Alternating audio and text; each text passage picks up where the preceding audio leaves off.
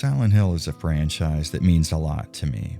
To a lot of people, really, but it's also a franchise that's seemingly at war with itself, suffering from an identity crisis that would honestly give one of its main characters a run for their money. Now don't worry, I'm not here to comment on the quality of one game versus another because God knows that's an argument with no real ending, but I think it is fair to point out how strange it is that the vast majority of titles carrying the Silent Hill name are either spin-offs, remakes, remasters, or alternate universe what-if scenarios. With that being the case, you might understand why a fan of the core SH narrative, one that started and ended more than 20 years ago, might be a little skeptical of a new entry. And mask off moment, it's me. I'm that skeptical fan. In my defense though, it's not like the game came out the gate swinging. To put it lightly, the trailers introducing Silent Hill F weren't exactly getting their hooks in. I mean, there was this radically different setting and gameplay that at least appeared to focus more on this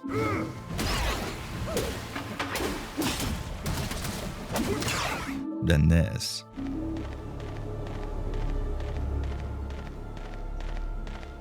That being said, in terms of new Silent Hill titles, I'd been caught with my pants down once before.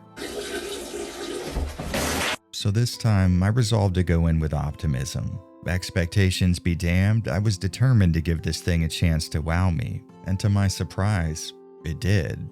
I genuinely could not believe how much fun I was having with Silent Hill F, and while there were certainly a lot of differences between it and the wider franchise, I was just left in awe at how faithful it was coming across regardless. I mean, things were impressing me around every corner, and just like the fog that had creeped its way into this 1960s Japanese village, the game was overtaking me, getting me on its side with every passing second. But as I sat there appreciating the roller coaster-esque climb to the top, I started to see the horizon, and that trip upwards towards quality and new ideas turned into a barreling, out-of-control drop down to frustration.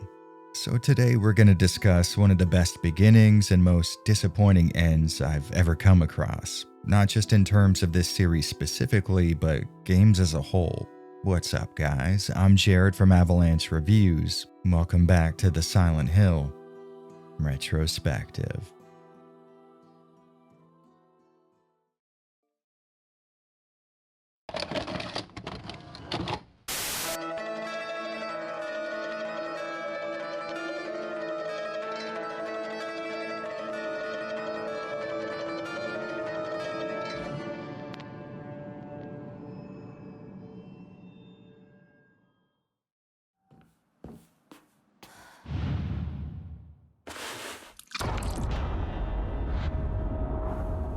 Okay, so with that intro, I hope we've established the general idea, but I want to do something sort of different with the layout of this video. See, I had a very interesting experience with Silent Hill F, and instead of treating it like my usual game coverage, I want to present it to you guys in the same exact way that it presented itself to me. So we're going to be breaking the video into two distinct halves, chronicling the game's almost baffling rise and then its meteor-like fall back down to Earth, the honeymoon period and then the divorce, as it were. Because I think it would be nearly impossible to convey to all of you just how disappointed I was with Silent Hill F without getting your hopes up as high as mine were.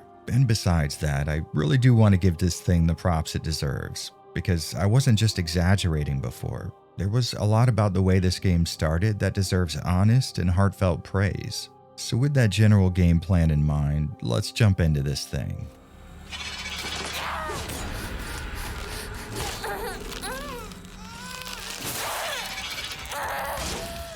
When the average person thinks about Silent Hill, I would wager what first comes to mind would be something along the lines of story, characters, or psychological theming. Which is understandable. I mean, those elements are a big part of the pie graph that makes up one of these games. But I think because the franchise is such a narrative-focused experience, it can be easy to forget that, at least for a while, it was also a series of games that shared a very recognizable gameplay style. Now, hopefully it goes without saying, but we're not going to use any of the modern SH titles to set our expectations, because if we did, we could potentially be aiming at an open world game, a top-down dungeon crawler, a motion-controlled adventure title, or literally anything in between. So for simplicity's sake, we'll just use the first 4 entries in the series and the similarly styled SH2 remake as a barometer for our comparisons here. And you know, from a bird's eye view, you could be forgiven for thinking Silent Hill F hits just about every bullet point a fan of these games might want to see.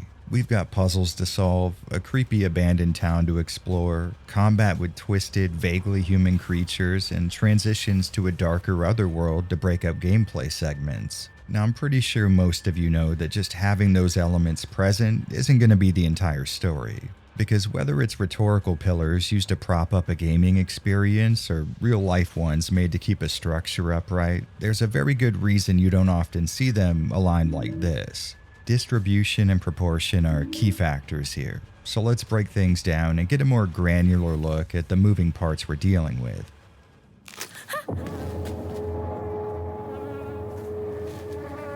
In terms of exploration, at the base level, most Silent Hill titles have included some sort of nearly empty, often fog-obscured town in varying levels of disrepair, and without hyperbole, SHF couldn't have hit that mark more squarely if it tried. Now, I will admit, I was worried at first, because a lot of my, and I would imagine most people's nostalgia, is sort of entirely wrapped around the titular town itself. I mean, the franchise had experimented with settings outside of Silent Hill before, but when it comes down to it, that's where we want to be when we start one of these games up. So you can probably sympathize with my hesitancy, but it didn't even take me a full 10 minutes to discover that the 1960s village of Ebisugaoka is incredibly true to the game's namesake in more ways than I can count.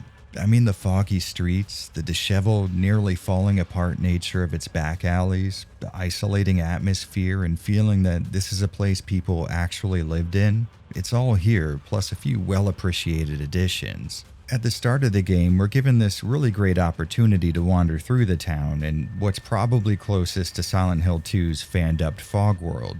Well, either that or the location of Junji Ito's The Town Without Streets. Our main character, Hinako, isn't quite sure where everyone is. But the place does seem to be in roughly the same shape that she would be used to as a resident there.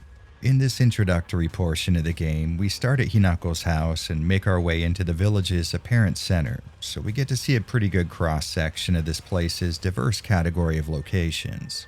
Our protagonist here lives at a high point in this mountain village, so the trip down to the more populated sections gives us a nice gradual transition from the more rural surroundings to a typical Showa-era Inaka-style city. Now, some of you guys may not know this about me, but for the last 4 or so years, I've been living here in Japan, and through my travels, I've actually been in small to mid-sized villages, a lot like this one. And while I can't really tell you how they looked at the time, I can fully verify just how accurate the fictional Ebisugaoka is to real-life places here, which to my eye, the real key to that effect being so successful is the patchwork nature of the city planning.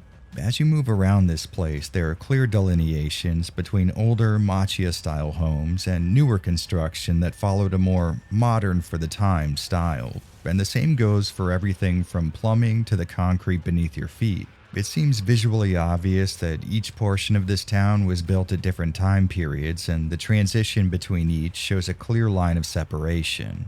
And to be totally honest, this is a phenomenon you can still see taking place in modern-day Tokyo. Just in my small neighborhood, it's very easy to tell which areas have stood in place for decades and which ones have recently been added.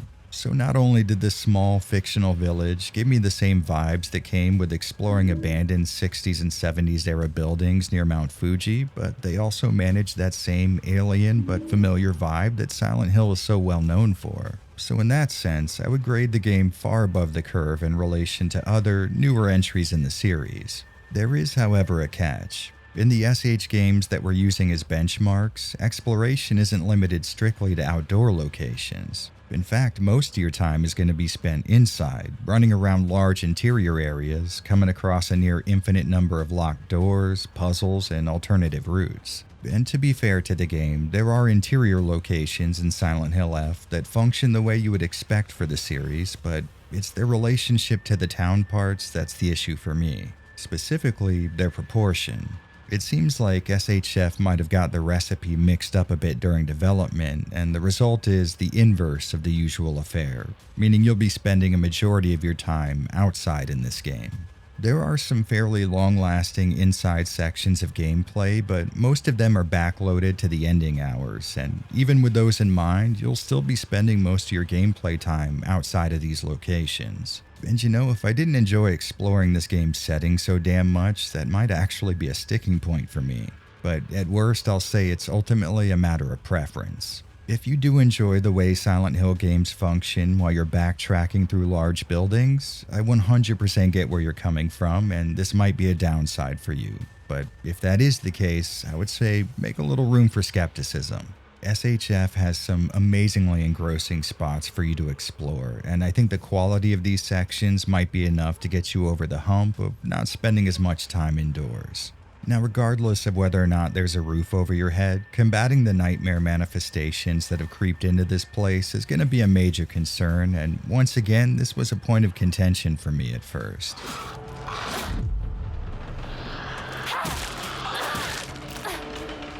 For a long time now, the series has been moving towards a more action focus. And while some titles do pull that off better than others, I don't think it'll be controversial to say that the original entries in the series set up a very different framework from what's been slowly working its way into becoming a franchise mainstay.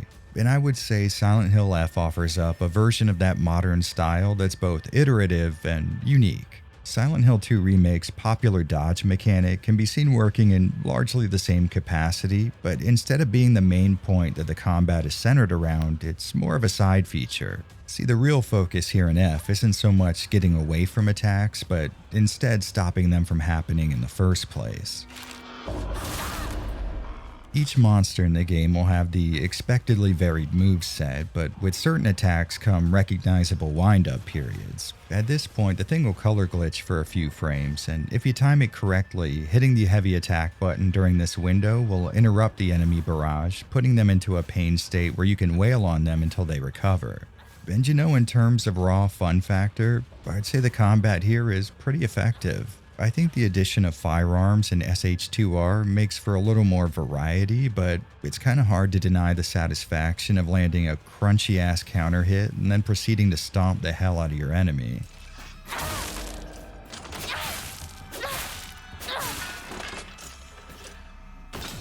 There is an issue though, and it's one that is kind of inherent to skill-based combat systems and these sorts of survival horror adjacent video games. In a title that's meant to use combat as a hurdle for the player, what happens when they become proficient at it? Which is admittedly a problem I ran into after only a few hours of learning F's combat quirks. Well, just like every yin needs a yang to balance it, Silent Hill F's combat has degrading weapon conditions.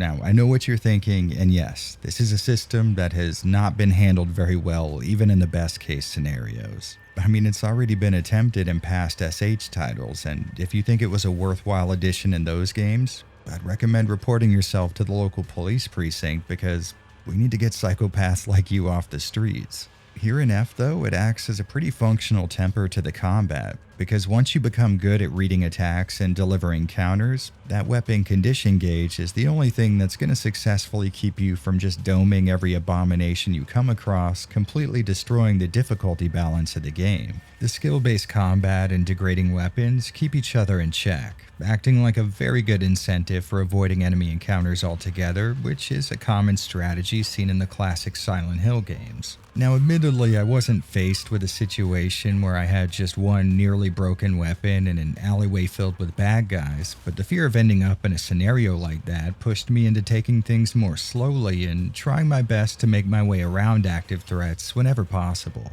which actually heightened the stress of exploring Abisugaoka. The spatial awareness given by the sound design is genuinely praiseworthy, so you're always going to have a good idea of whether or not there's an enemy near you.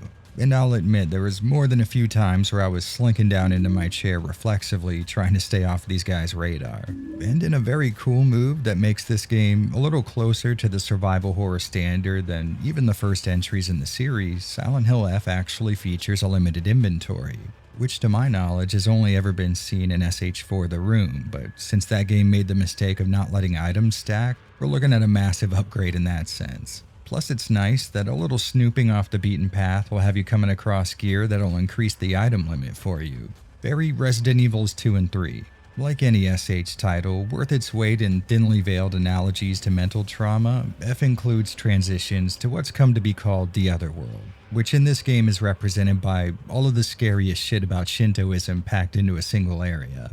Our main protagonist here is similar to your garden variety Heather Mason or Travis Grady as she goes into this alternate plane of existence anytime she loses consciousness, and for the most part these sections are going to house the majority of the puzzles you'll come across. And you know, even though we're supposed to be setting up the incredible first showing that this game makes, I will admit that this was one area that struck me as relatively negative right off the bat. I found the difficulty, or more accurately complexity, of each head scratcher you come across to be lacking. At the start of the game, while operating under the assumption that an attempt would be made to recreate the kind of brain teasers this series is known for, I set the puzzle difficulty to hard.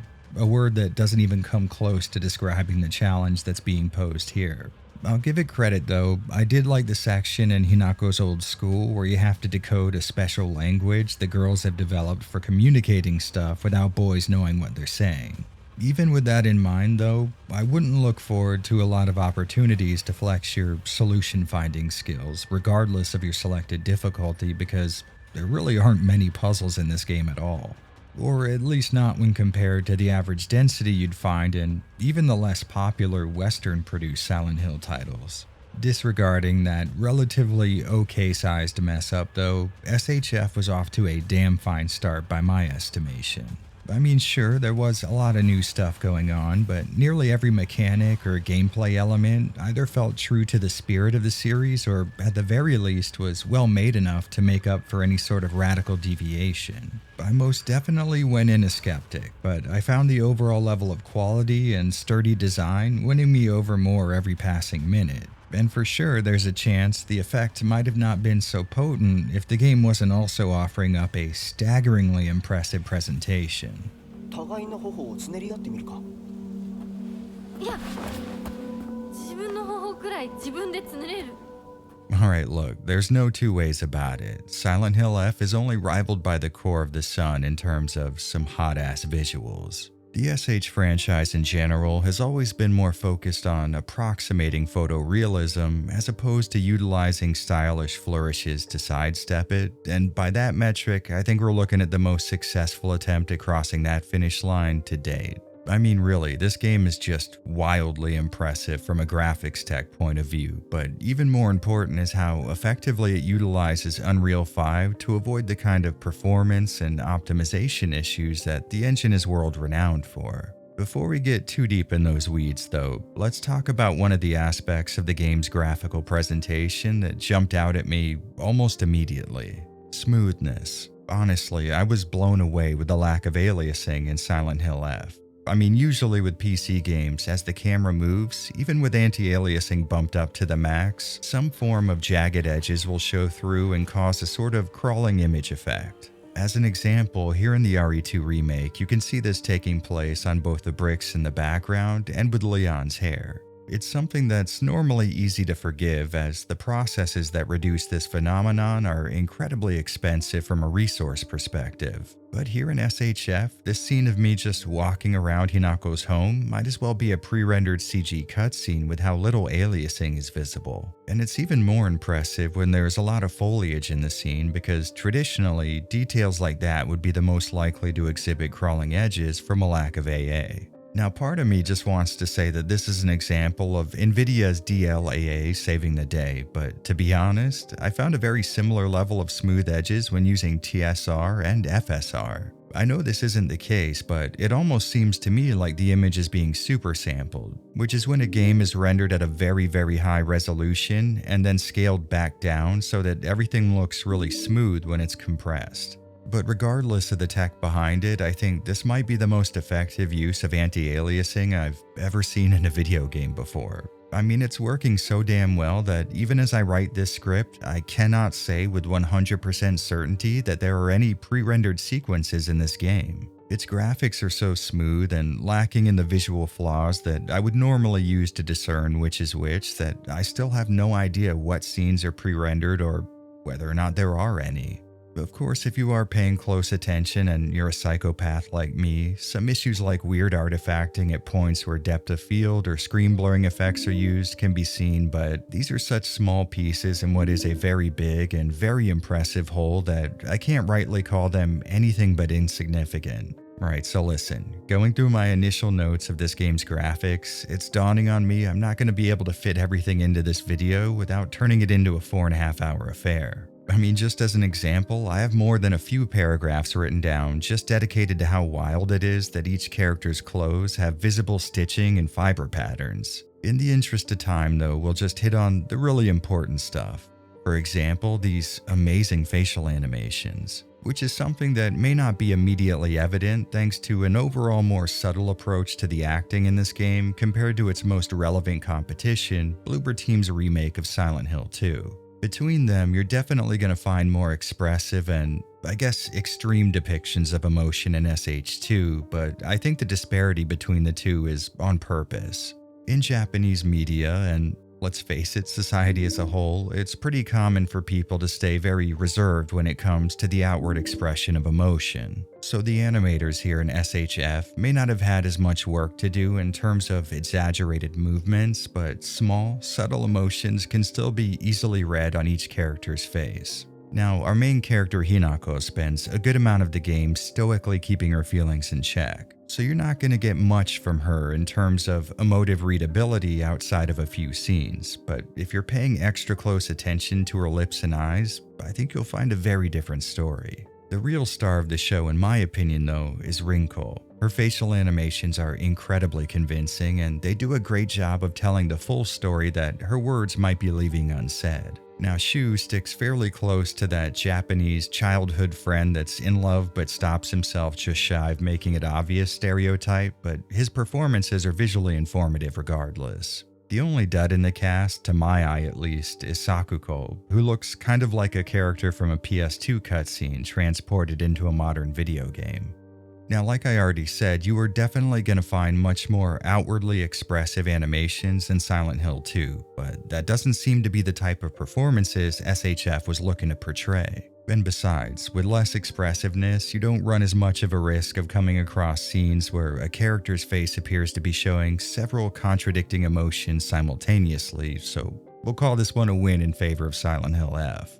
You know, to be completely honest, for just about half of SHF's runtime, the only graphical issue that I could point to as being a tiny but sometimes noticeable downside is the artifacting that can happen around Hinako's 3D model when the camera's moving and motion blur is turned on, which would normally have me leaving that setting off, but because the motion blur did do such a great job of enhancing the look of the game, I decided the gains outweighed the losses and left it on anyway.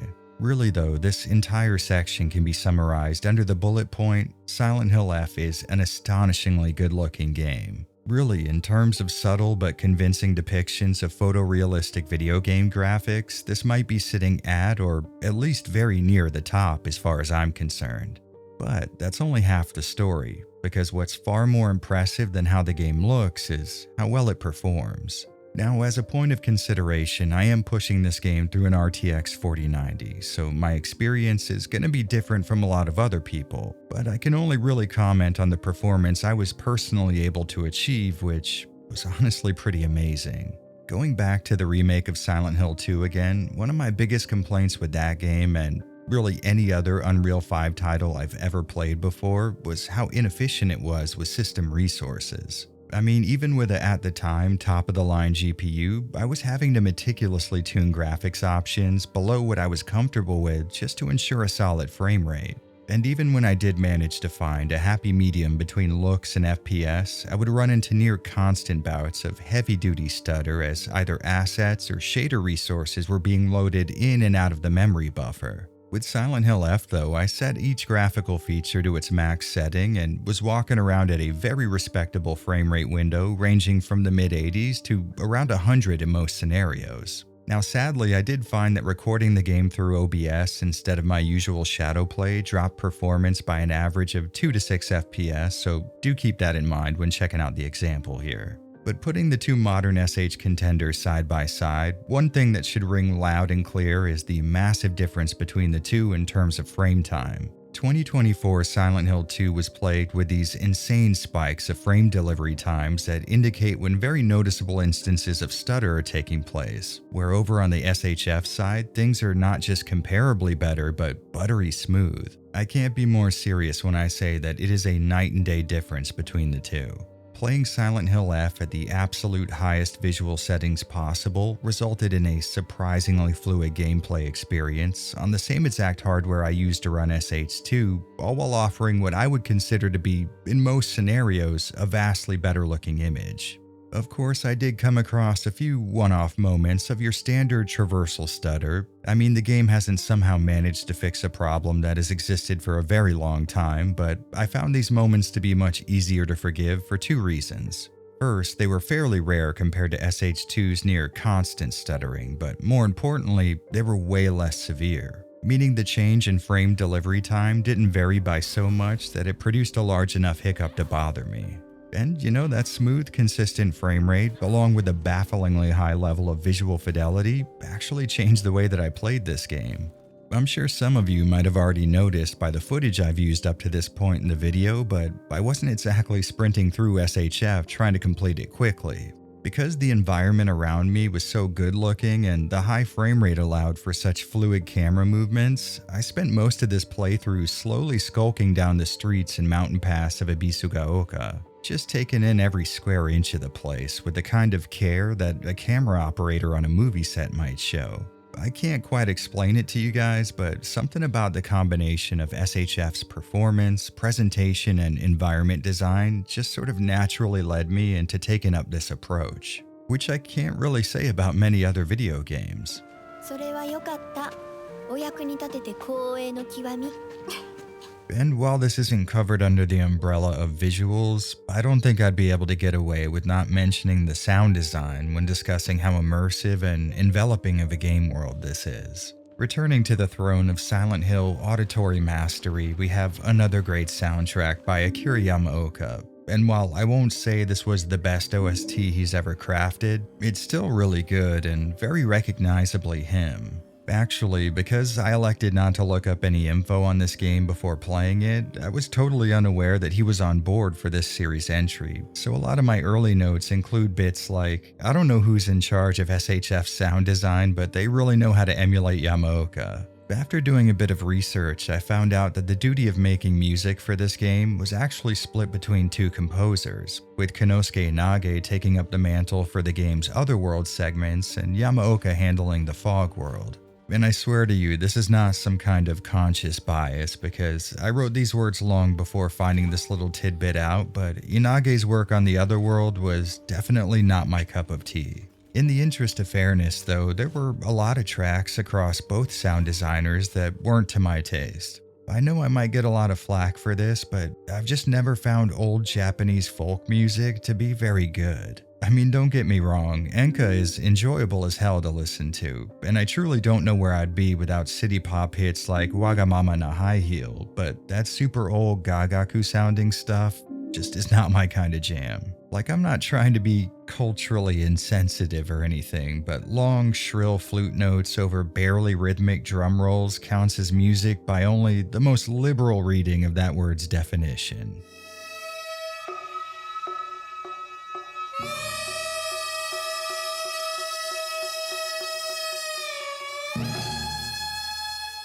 But even with that being said, it's really easy for me to chalk this up to a difference in taste and not a sign of lacking quality. I mean, the setting of the game and its culturally relevant story created a situation where I just stood no chance of not bouncing off at least some of its soundtrack. But of course there are more than a few elements that I can compliment. And this might sound like an insult, but the biggest example is when the music actually isn't playing. Akira Yamaoka has always been a master of his craft, displaying a talent in a nearly infinite list of musical stylings, but one thing that he started developing a taste for in his work on Silent Hill 3 was a tendency to build scenes where music was used very sparingly and sometimes not at all.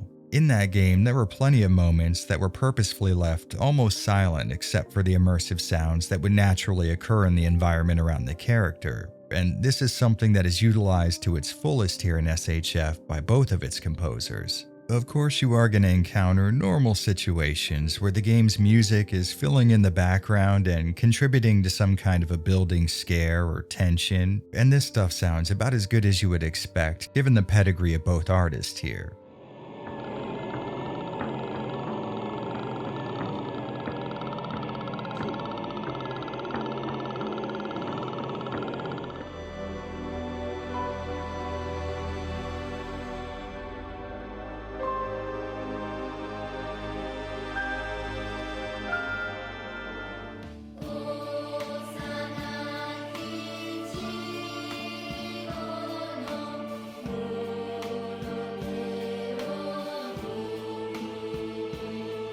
But as I continued to make my way through F, I started to notice something very cool.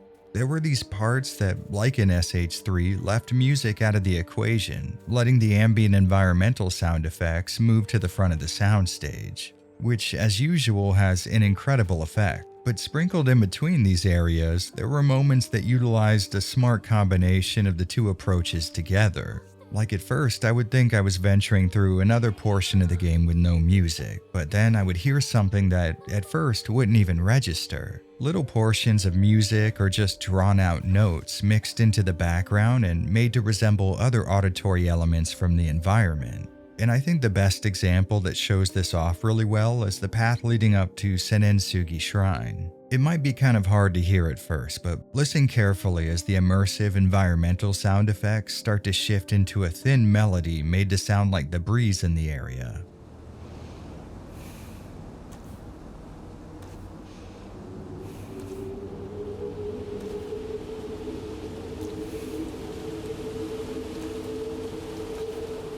At first, I kind of thought I was going crazy, but little audio Easter eggs like this are hidden all over the place, and if you've got a good pair of headphones on, you can even hear these sounds playing around with the stereo spatial field moving from right to left. This is seemingly such a small element for me to be so focused on, but being able to benefit from the mood alterations that music can bring and the immersion of full focus environmental audio is like the best of both worlds as far as I'm concerned. So from both an audio and visual standpoint, Silent Hill F is coming away with nothing but high praise. It may have some of the best graphics I've seen, and just the fact that Akira Yamaoka is back on board for an SH soundtrack fills me with levels of happiness I can't even begin to describe. So consider this section thumbs up all around as far as I go.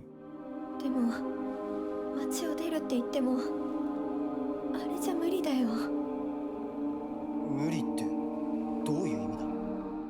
If there was some sort of a contest for a story getting right to the point, Silent Hill F would be taking home the gold. We start out with a cutscene setting up our heroine Hinako, a teenager living in the Japanese village of Ebisugaoka circa 1960. As a child, Hinako spent a lot of her time playing with boys instead of girls, and as a result, she grew up as a bit of an outcast. Perhaps a little more sad than that, though, is her home life. Her dad's a pretty mean drunk, always taking his issues out on his daughter, and her mom's timid subservience puts her in just about the same place as her father as far as Hinako's concerned. The actual beginning of the game's events take place as Hinako rushes away from the daily household yelling contest and heads into town to meet up with her friends. And like I said before, the game really just throws you right into the Silent Hill stuff from the start. I mean, it's only the first 3 or 4 minutes, and we've already got a main character with emotional scarring cruising around a town that appears to be nearly empty with the exception of a thick layer of fog. In keeping with the previously established theme of getting things off to a rolling start, once Hinako actually meets up with her friends at the local general store, we get a quick, concise, organic intro into the group's dynamic. Without coming right out and saying it, the dialogue and body language in this scene shows us that Shu, Hinako's childhood friend, harbors some sort of romantic feelings for her. And in that same sense, their friend Rinko sees Hinako as a bit of a rival in love, with her eyes locked firmly in on Shu. ひなこもいたんだ。 The pig-tailed Sakuko seems to occupy the role of lovable airhead in the crew, and overall, while the seeds of intergroup friction are more than visible, they seem to be a fairly average gang of high school buds. Or maybe would be the right word to use here, because not long after this scene starts, the metaphorical shit hits the proverbial fan. While Hinako gets some sort of a strange feeling, the fog seems to envelop the group, and before anyone has a chance to realize what's happening, Sakuko falls under the effects of a fate that's enough to make a person with trypophobia puke. Ask me how I know.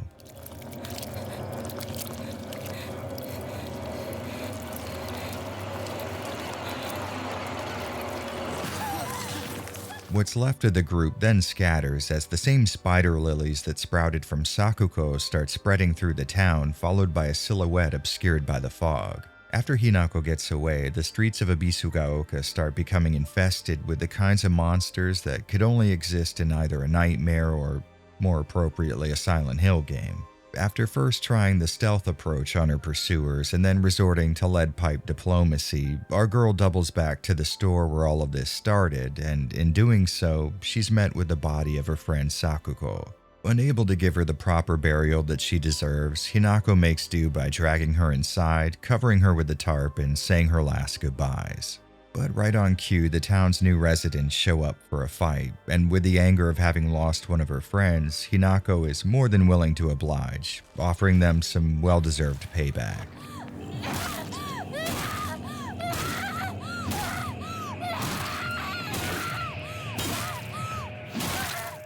Not long after just beating the dog shit out of these flesh marionettes, she collapses unconscious. And in a method that fans of the series will be well familiar with, her surroundings start to fade away as she transitions into a very different environment.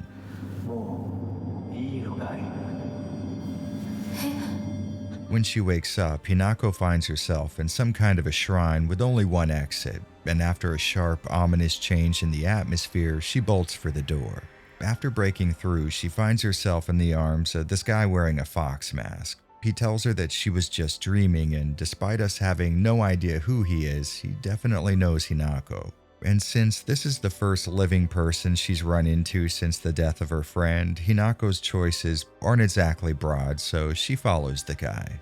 On the negative end of things, this new, quiet place that sits somewhere between the borders of creepy and serene is no less dangerous than the town she passed out in. Flash forwards, some puzzle solving, and monster stabbing. One thing that seems very obvious but hasn't been addressed yet is how, despite Hinako having no discernible idea who this guy is, she seems to inherently trust him, even though a doll from her childhood is there, urging her not to.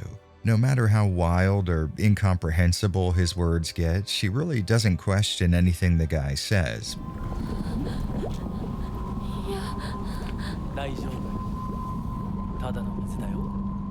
Which might have some correlation with her speaking in a way that hints at a state of catatonia. I mean, she almost sounds mesmerized, and there's next to no indication that she desires any answers here, even though we as players have no reason to think she knows any more than we do. いえ、私は恐れません。 Regardless though, once Hinako makes it past the next set of massive shrine doors, she's about as comfortable with this guy's presence as anyone else in her life. Fox Mask tells her that she's heading into sacred ground, and again, she just sort of accepts this as gospel and moves along. But after getting knocked out, she gets kicked back into the streets of her foggy hometown, waking up in the arms of Shu. And you know, now that I think about it, the point of this section isn't necessarily to lay out all of the events in the game's story, but instead to complement all of the stuff that I liked. And in the same vein as the gameplay and presentation, there's a lot to be stoked on here at the start of the game. I mean, by this point, we've set up one hell of a mystery. We've got a cast of characters that feel well written enough for me to care about, and most important of all, it feels very Silent Hill in nature. The deserted town that was full of people just recently transitions to a different world, personal drama and nightmare manifestations. A ton of SH boxes are getting checked here. Early on, I found a nice bit of solace in Shu as a character. He's a pretty lovable guy, and because him and Hinako used to play Space Rangers so much as kids, he's taken a call on her partner even though they're in their teens now. That's kinda wholesome. Plus you gotta love a Silent Hill NPC that's willing to pick up a bat and do some of his own fighting. As the two look for and eventually find their friend Rinko, the previously established dynamic starts to shift. Either that or the situation clears enough of the metaphorical fog of politeness, allowing its true shape to come into view. What was at the start an obvious but cute love triangle turns into something a little more sinister. And as Hinako listens in on their conversations, the girl starts saying some wild shit to get into Shu's head. Like I already said, this is all very good and very appropriate stuff to have going on in the starting moments of a Silent Hill game.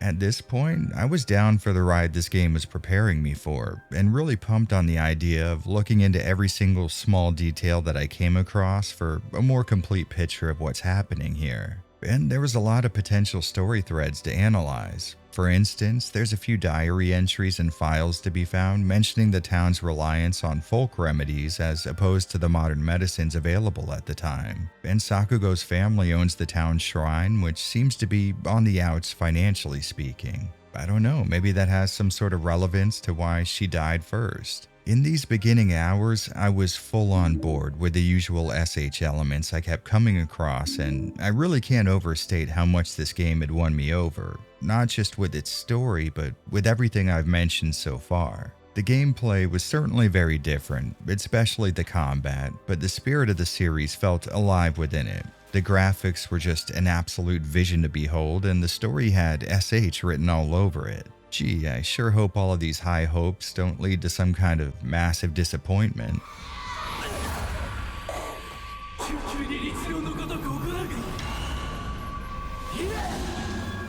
Since we started this video talking about gameplay, it's fitting to mention that this category was also the first that I started to notice tilting downhill. And to be honest, it was a fairly gradual process. For about half of the game, I was pretty content for things to continue the way they had been. But as it started throwing me into more combat scenarios, some of the mechanics' shine started to dull and the cracks became exponentially more visible. What had worked perfectly well as a one-on-one system at first really began to shit the bed as more and more enemies started getting thrown at me. Now for context, the game didn't exactly make itself clear from the start screen. The story combat difficulty said it was for Silent Hill fans, but the hard setting said it was for people familiar with action horror. And I'm sitting there thinking to myself, well, SH games are typically kind of easy in the combat department, and I've been known to clear Dead Space games on harder difficulty modes with ease. So I went in with hard, and to be honest at first, even that was seemingly pretty trivial.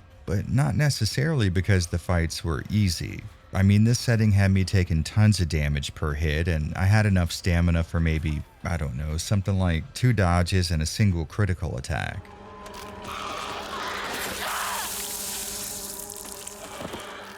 So the challenge was certainly there, but the real fly in the ointment was that there didn't seem to be much of a punishment in dying. Like 50% of my deaths only sent me back a few minutes of gameplay, and the rest would just start me right back at the beginning of the fight that had killed me. Something that specifically made the bosses a pushover. I mean, sure, they had some tough patterns, and it took me a while to learn them, but that's not exactly hard to do when you have infinite continues and can be back in the fight faster than it takes me to finish this sentence. It eventually got to the point where I was clearing almost every enemy encounter without taking any damage at all, because if I did, I would just let them kill me so I could start it over without having to waste healing items. And honestly, after a while it almost seemed like that was the intended strategy. Now for some, this may not be immediately evident, but that really messes up the way SH games are supposed to work. See, the combat in these titles wasn't made to be difficult. I mean, you hold the right trigger and you hit the action button. Not exactly rocket science. The most technical you could potentially make it would be to get good at judging enemy distance and when to start attacking. So it wasn't necessarily the encounters you were supposed to fear, but instead the result of failing at them. And in Silent Hill, failure doesn't have to mean dying. Taking too many hits and using too many precious resources could be just as bad as seeing the game over screen. With limited save points and no autosaves, a rotten bit of luck or a wrong move on your part might see the player needing to go back over a not insignificant portion of ground that they had already covered. And I think it goes without saying, but if you're sending me back less than 5 minutes regardless of whether or not I decided to save, I'm not exactly going to treat combat very seriously no matter how technically challenging it is. Which is really going to clash with what I'm about to say, because at around the 75% mark, the game's combat becomes, and I'm not exaggerating, nearly unplayable.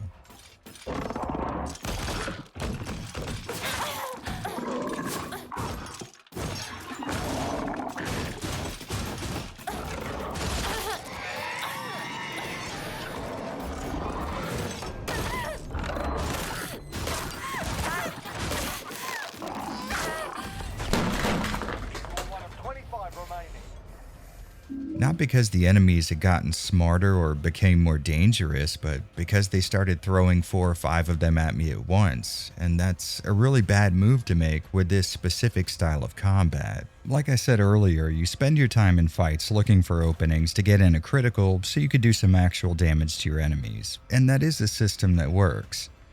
For a while. Eventually though, after enough exposure to it, you start to notice something. A majority of every single encounter is spent just circling around a bad guy until the game has them winding up an interruptible attack.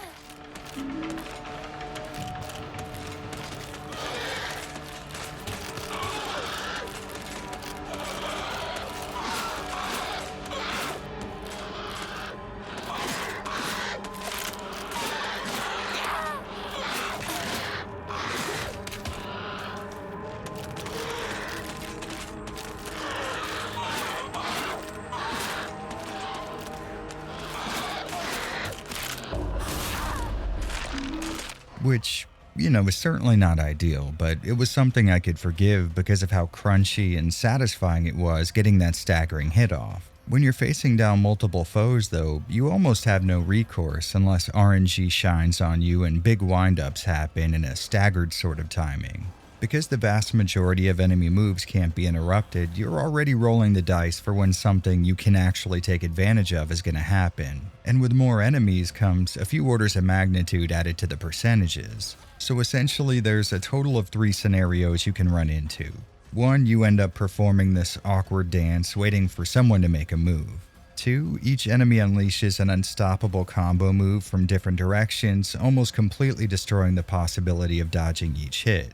And 3, the rare occasion when they stay in a rough grouping, so a critical attack on one either does damage to another or by the grace of God ends up interrupting one of their moves as well. Now I know what you're thinking. I mean, you gotta dodge a move, just use that. And that is a good idea. Here's the thing though. By this point in the game, you've got barely enough stamina for more than 3 or 4 dodges unless you want to be so low on stamina that you won't have the ability to attack when that interrupt window does come up. And I specifically focused on that stat the most when upgrading my abilities, so you'd figure I'd be much better equipped for that exact strategy. But I forgot, I haven't talked about that yet. Yeah, so Silent Hill F has this faith system where you can offer up unwanted items at shrines for a currency that you can spend on increasing health, stamina, omomori slots, and sanity. And my main issue with this mechanic, aside from it being almost sacrilege for how un-SH it is the fact that it's also really ineffectual. I mean, like I already said, I put most of my upgrades into stamina, and even with equipment meant to supplement even more stamina gains, fights with several monsters mostly ended in me completely gassed and taking damage because I couldn't dodge anymore.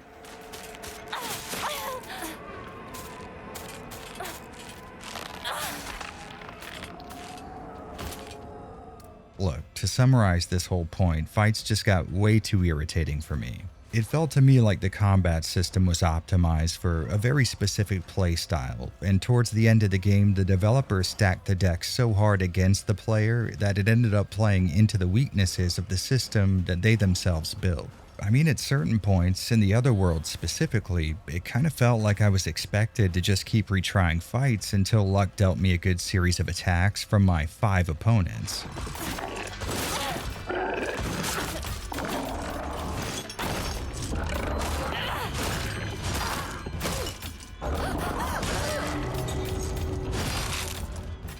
Yeah, bad. Bad stuff. Very bad. I am incredibly upset at this game's combat. Now, getting to those weird sounding systems I listed with the other upgrades, Silent Hill F has this sanity feature, and at first, I thought it had some promise. How it works is, some enemy attacks will take away sanity along with your health, and when it runs out, your HP will start draining, so you're going to either have to spend faith at a shrine or use an item to restore it. Here's the thing though, throughout my time playing Silent Hill F, I think I might have emptied this bar twice, maybe 3 times max. And trust me, I combed through my footage to make sure that I could say this. What you're looking at right here is 100% of the times that I went to a shrine and spent faith to restore my sanity. And that's not from constant use of items. I mean, I was offering up sanity restoring pickups at every damn shrine I came across. I couldn't get rid of these things fast enough. And really, the only time that this strategy even approached being an issue was during one of the game's boss fights, but like I already said, eventually I got to the point where I could complete those without taking damage because I would just keep retrying them over and over again. In the game's defense, there is another system where you can hold a button to use sanity for lining up a really strong critical attack without the need for an enemy to make the move first, and this was helpful against single opponents. But in the combat scenarios towards the end of the game, it was interrupted so often it almost felt like the devs themselves had forgotten it existed. I would say at the very best, it's a superfluous system that probably shouldn't have made it into the final game. At worst though, it's a cool mechanic where you can hold the L trigger to lose both life and sanity when you're inevitably hit by one of the monsters that wandered out of your view when you started charging it.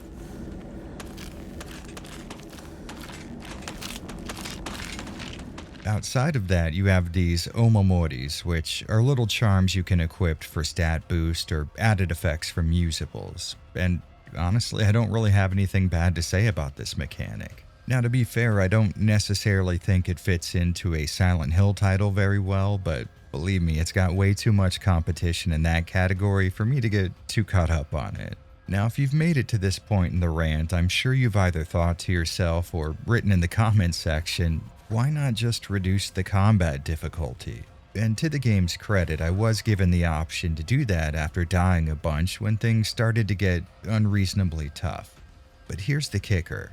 As I approached the last hour or two of this game, I ran into a brick wall. One that caused me to do something I've quite literally never done on this channel before.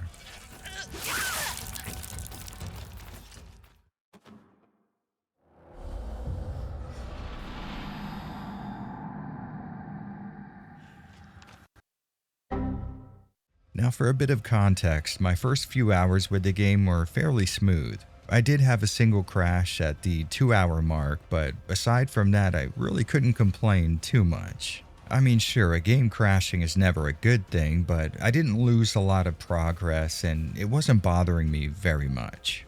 But after the October 2nd Steam update, I noticed more and more crashes. In fact, at a certain point, the game was crashing at least once every time I played it. And once I entered into the final hour or so of the story, it was so bad that a full 10 minutes without a crash was a situation worth celebrating. 頑張ります。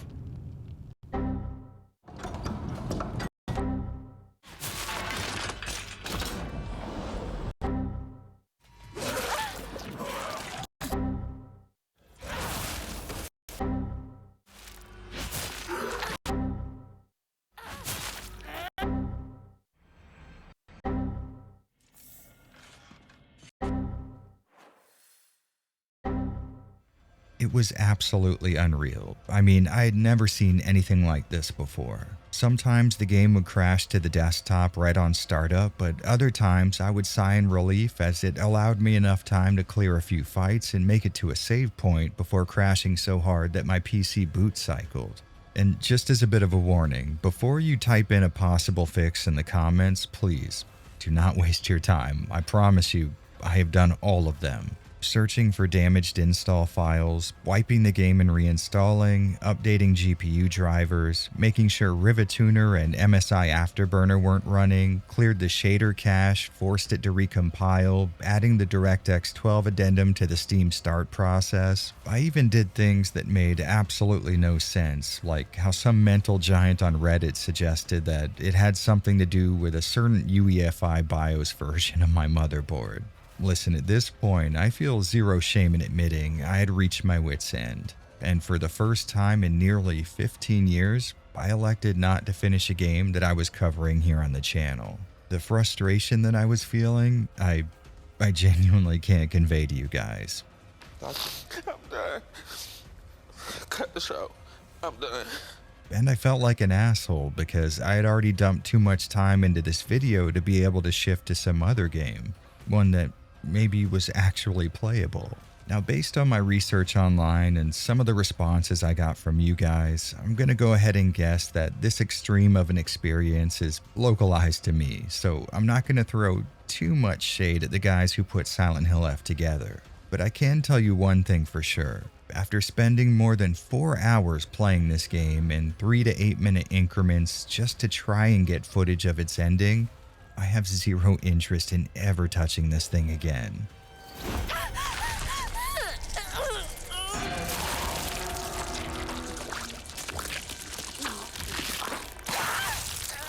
And to add insult to injury, I was genuinely curious to see if the story combat difficulty would make things better. But with the game crashing every few steps I'd take, I wasn't able to die enough times in a row to trigger the option to switch. I've encountered a lot of issues with video games in the last decade and a half-ish that I've been covering them here on YouTube. But even with messing around with old late 90s PC shovelware, never have I encountered a title that wanted so badly not to be played. And yeah, I guess I could have purchased a copy of the PS5 version and finished it, but something about giving these guys another $70 just so I could play the last hour or so of a game that I at this point really started to hate, it just didn't sit right with me. But hey, let's not focus on that nightmare too much, because ultimately, like I said before, I do get the feeling this was a relatively isolated incident. Some combination of hardware, software, or something that was causing it, because I haven't seen anyone else complain of a similar level of frustration. And besides, it wasn't like it was the root cause of my issues with SHF. It was more like the straw that broke the camel's back. I was already well on my way to being fed up, and the fun had dried up long before the technical issues decided to pop in. So instead, let's go ahead and talk about why this is the least Silent Hill feeling SH game that I've played since, maybe ever. And don't worry, this isn't going to require a long-winded deep dive into the intricate and subtle ways that traditional entries in this series operate, because honestly, that's not even necessary. Instead, here's some footage of my character using her fox arm to attack an enemy, absorbing the soul energy of her kills into the brand on her back and then activating a devil trigger.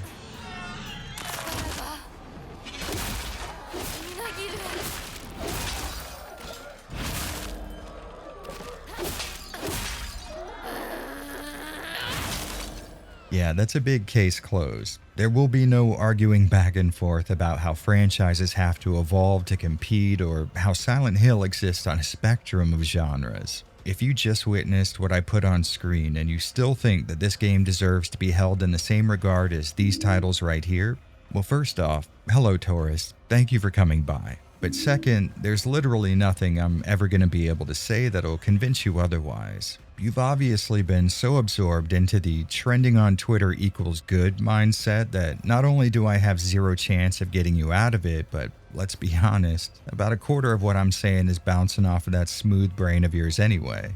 That being said, outside of the argument of whether or not it belongs in this kind of a series, if you did enjoy the gameplay in SHF, and I mean this sincerely, more power to you. As you can tell by the start of this video, I did too for a while. But when critiquing a game with the words Silent Hill printed on the box, I have two sets of criteria to consider. A, is it a functional video game that I was able to enjoy? Which is relatively subjective given my taste and the bad time that I had here. But B, and most importantly, does it hold up when set against the pre-established framework of its franchise peers? And for me, that is a massive no on both ends. Feel free to disagree if you like. I'm certainly not trying to ruin the enjoyment that you got out of this game. But I can tell you with extreme honesty that I would be far more excited at the prospect of an upcoming dentist appointment than I would at the idea of playing Silent Hill F ever again.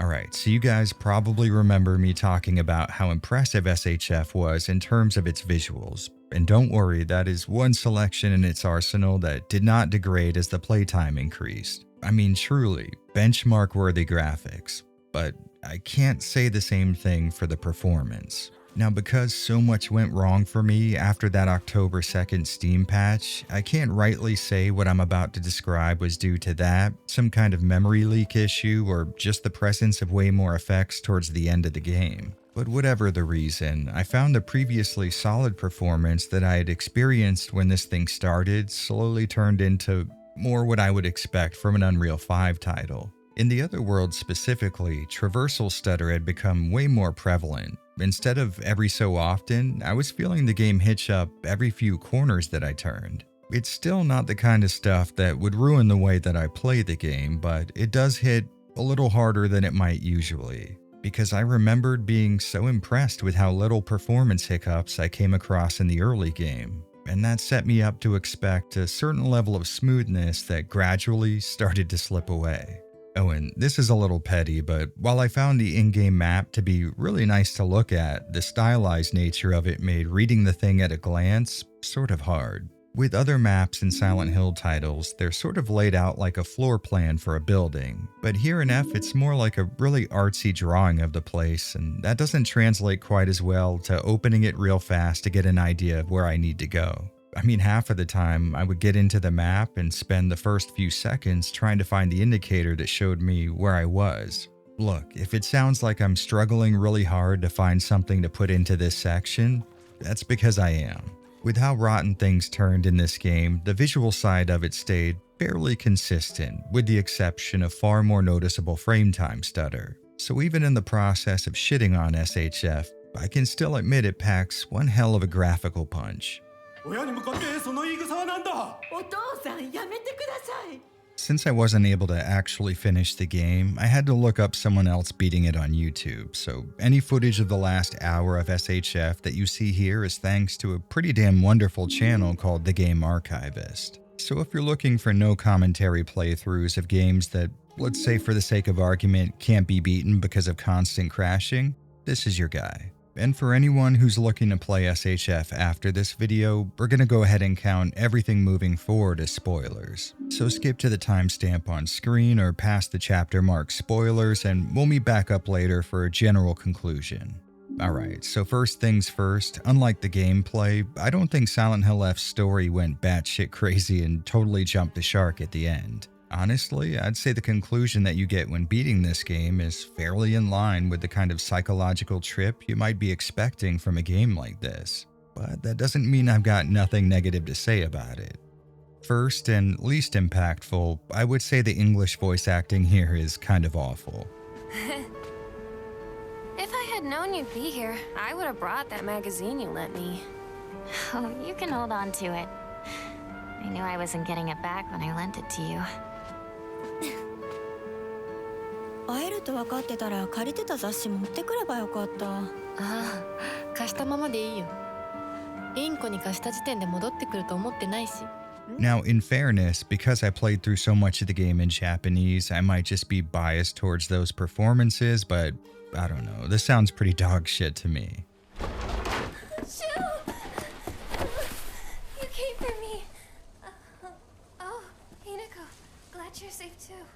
Now, Hinako's voice actor seems to be doing a much better job than Sakuko, and Shu sits more in the middle of the spectrum, but Rinko sounds way too robotic in my opinion. On the plus side, the Fox Mask guy hits the mark almost perfectly, so I would say more than anything it's a very unbalanced roster. Are you injured? You must not be so reckless. Now, like I said a second ago, I don't think this game's ending falls outside of the usual fare that a fan of this franchise would be looking for. But that being said, I think it's handled in a kind of shoddy way. The general idea is that it's only possible to get one predetermined ending on your first playthrough. Once you've beaten the game that one time, you have access to a few more, and after a second full playthrough, you can achieve what could be considered the true ending. And I get that might sound like a cool idea on paper, but if you look back at previous Silent Hill games, the criteria for different endings came from how you played the games, and they weren't locked behind a set number of clears. I'm not really sure why, but something about this rubs me the wrong way. It almost feels kinda cheap, but if we're being honest, I could fully understand someone not agreeing with that. One thing I think might be a little more universal though is just how long you spend in Silent Hill F not knowing what the fuck is going on.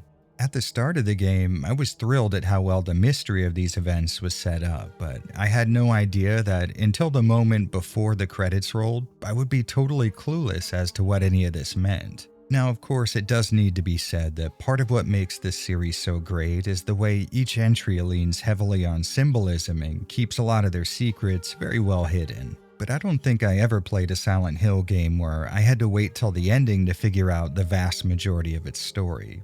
I mean, in SH1, I wasn't saying to myself, oh, so that's who Cheryl was at the final cutscene. All of that information was available to those who were looking for like half of the game. And while in Silent Hill 2 it would be near the very end that James had his big revelation, we knew just about everything concerning everyone else way before that point.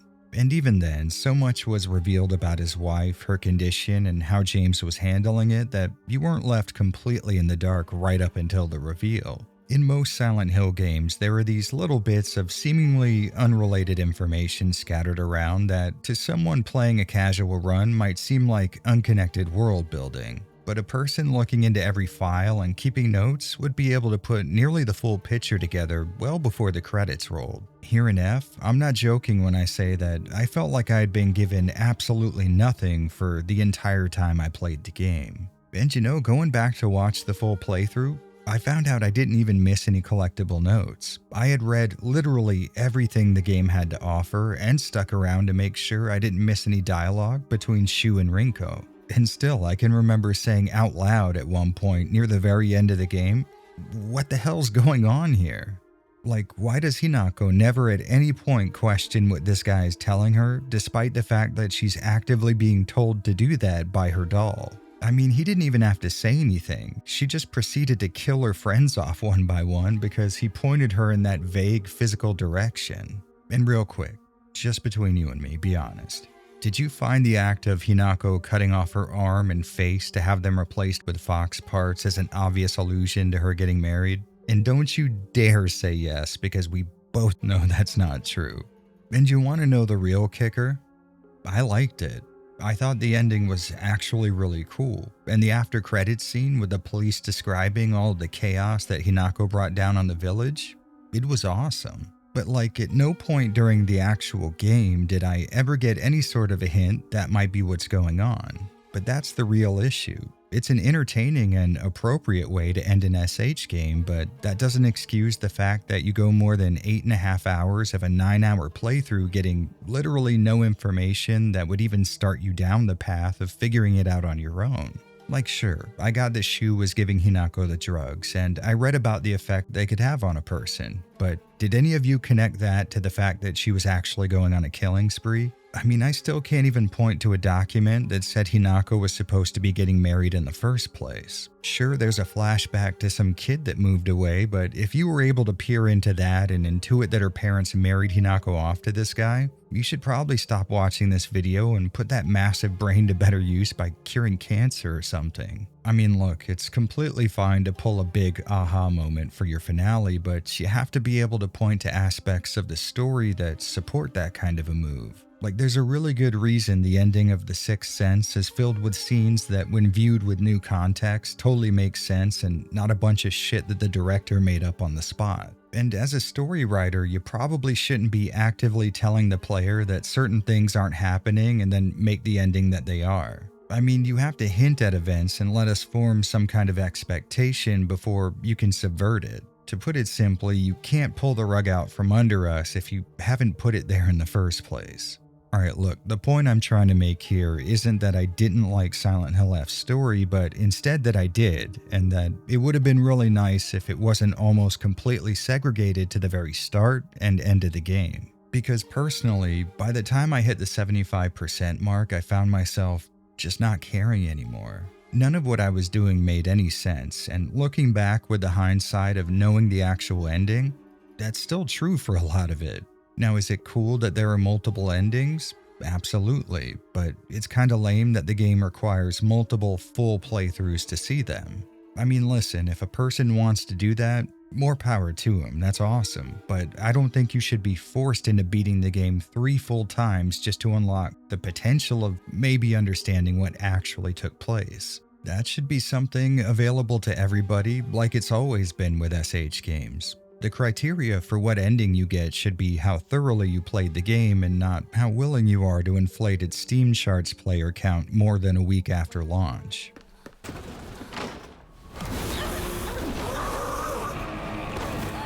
If you can't tell, I'm a little torn on this one, because on one end it started out amazingly, just A+s all around, but past the middle and heading into the final third, I just wasn't having a good time.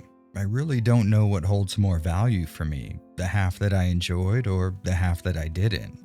It's kind of a serious question. I mean, which one deserves the most attention? And for sure, some of my issues came from the game crashing near constantly, which, giving the team who made F the benefit of the doubt, I won't blame on the game itself. I mean, who knows? Maybe there's some kind of a weird situation going on with my PC alone. But even if I discount that experience, I still found the combat to be overly easy at first and then so frustrating I stopped wanting to engage with it by the end. And I have seen people saying online that the story difficulty allows you to bypass this issue, but that still leaves a problem. See, combat makes up the majority of the play experience. If the advice is to make most of the game's interactive mechanics null and void, are we still talking about a good game? Genuine question. Outside of that, the side mechanics like sanity and faith felt like they, at best, contributed nothing and, at worst, pushed the game uncomfortably far from the series it's supposed to belong to. The story, just like everything else, had my hopes sky high in the first few sections, and to remind you, these were the initial impressions of a person who came in with a negative bias. In no uncertain terms am I a fan of modern Silent Hill. Was 2 a good remake? Sure, but I don't think Bloober Team recreating a game that was already amazing and not completely shitting the bed counts as the series getting back on its feet. To me, F was going to be the title that let me know what I could expect from Konami in regards to the Silent Hill franchise moving forward. And well, at least I won't be getting my hopes up again anytime soon. But that being said, if you enjoyed this game, I'm happy for you. I mean it, really. In the grand scheme of things, you spent 9 hours playing a game that you loved, while I spent the same amount of time wishing a gas main under my house would explode. In this situation, you're definitely the one coming out a winner. As far as I go though, I really wish I could recommend F for at least its solid beginning and powerful showcase of modern graphics tech, but this is a $70 video game. I don't think I could say in good conscience that it's worth that much money to experience a few hours of a great game and then another few of a terrible one. And you know, I've been sitting here for quite a bit of time trying to figure out how to end this video, because you can't just fade out on such a sour note, but I don't know. This game, it just completely drained me. So for the moment, how about this? Silent Hill sucks, you suck, and I suck. For the next little bit, just leave me alone. 絶対に呪いよ。あんなひどい死に方あるわけないもの。私なら絶対に嫌。そんな家。噂をすれば何とやらだよ。Hey guys, thank you so much for swinging by. We are at the end of another video, which, as you all know, means we gotta answer some questions, so let's jump into it. To be totally honest with you, I never really enjoyed the Gears of War games. I feel like your characters always moved really slow, and all of your regular, normal enemies seem to take more than a full magazine to kill. It sort of feels like a lot of what I didn't enjoy about the Xbox 360 generation of third-person shooters, so I always just bounced off of it. There's a pretty decent little strategy RPG tied to the series though, and I got a kick out of that. In terms of covering Metal Gear, I don't have any specific plans at the moment, but definitely I'll never say never on that one. Not only do I think it will, but I think we're watching it do that right now. I mean, at the moment, if you have kind of niche taste, the indie scene is the only thing that's serving you any sort of titles. And with the cost of creating a video game going pretty far down, we're starting to see the quality of those games go up. I don't know, I think the indie scene right now is the most exciting aspect of video games, bar none. I 100% would. I think Raccoon City still has a ton of value as far as a setting for Resident Evil games go. I am, but I think the survival horror gameplay style sort of precludes it from being a JRPG, but I am 100% for any sort of a turn-based role-playing game that wants to use survival horror flourishes, let's say. As a matter of fact, I feel like Resident Evil Gaiden on the Game Boy probably gets the closest to a sort of JRPG top-down with encounters on the map kind of system. It shows us how good that could be. I mean, it's definitely not a good game, but it's got a ton of really good ideas in it. Honestly, I hope really soon. Now that I have a 4K upscaler, I want to see all those games looking their best, and that means I kind of want to talk about them again. We'll go ahead and finish up this Max Payne retrospective, and then we'll see where Parasite Eve slots in. Imagine the most incredible feeling of euphoria that you could ever have as a human being. Now multiply that several times, and that's my thoughts on the resurgence of survival horror games. Not HD Retrovision cables specifically, but I used to have my PS2 hooked up to a JVC iArt CRT with a pair of Monster, the AV brand, component cables, and God, playing PS1 games on that was a sight to behold. RIP Brett Hines indeed. I sort of have an understanding of how to play guitar. I can play aerials from System of a Down on guitar if that counts, but I really want to learn bass. If I could find some sort of a pedal setup that would make the bass sound as crunchy as Pete Steele from Typo Negative, I would love to front a band with that kind of a sound. So I sat down and I thought about this one, and I think Elsa from 1.5 is probably my pick. I mean, the colors are great, and just a motorcycle racing getup is already cool in and of itself. Well guys, that's about it for now. If you want to see your name scrolling with the rest of the fine people on screen, please feel free to visit my Patreon or click that join button in the description, or above it, wherever the hell it is. Thank you so much to everybody who supports this channel and to anybody who just watched this far. You're all great. I'll see you later. Have a good one.